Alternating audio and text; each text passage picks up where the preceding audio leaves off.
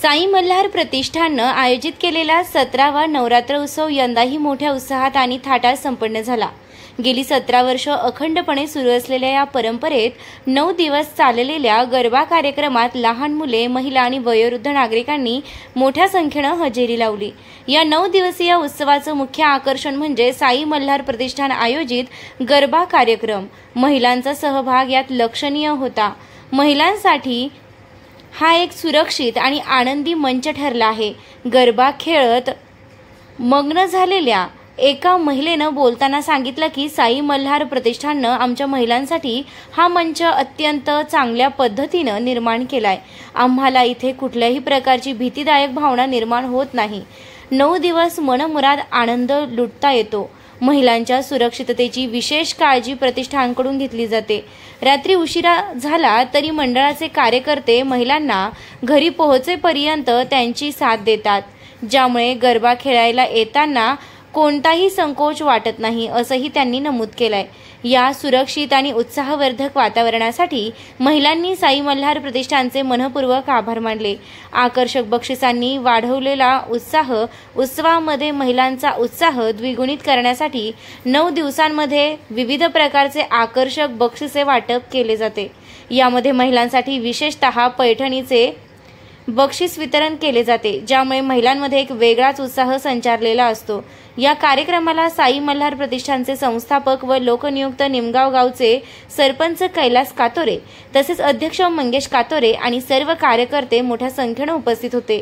तसेच लहान बालके, महिला आणि वयोवृद्ध पुरुष मंडळी देखील गरबा बघण्याचा आनंद घेत होते। प्रतिष्ठानच्या या स्तुत्य उपक्रमामुळे निमगाव आणि परिसरातील नागरिकांमध्ये एकोपा आणि आनंदाचं वातावरण निर्माण झालं आहे।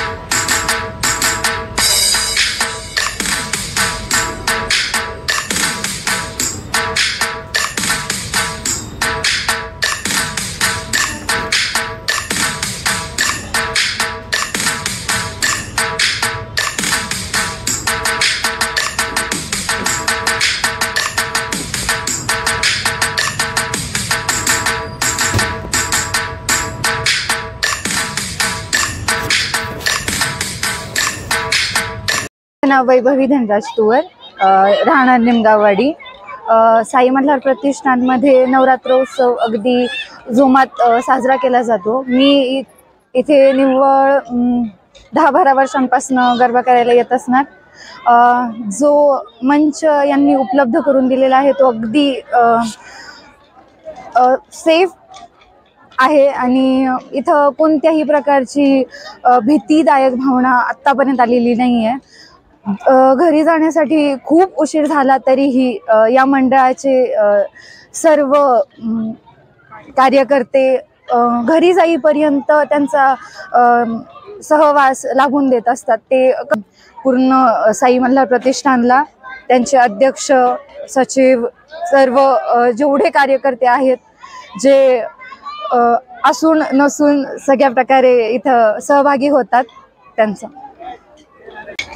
आज या ठिकाणी निमगाव कोराळे मधील निमगाववाडी या भागामध्ये साई मल्हार प्रतिष्ठान आयोजित नवरात्र उत्सव 2025 या माध्यमातून नवरात्र उत्सव साजरा केला जात आहे।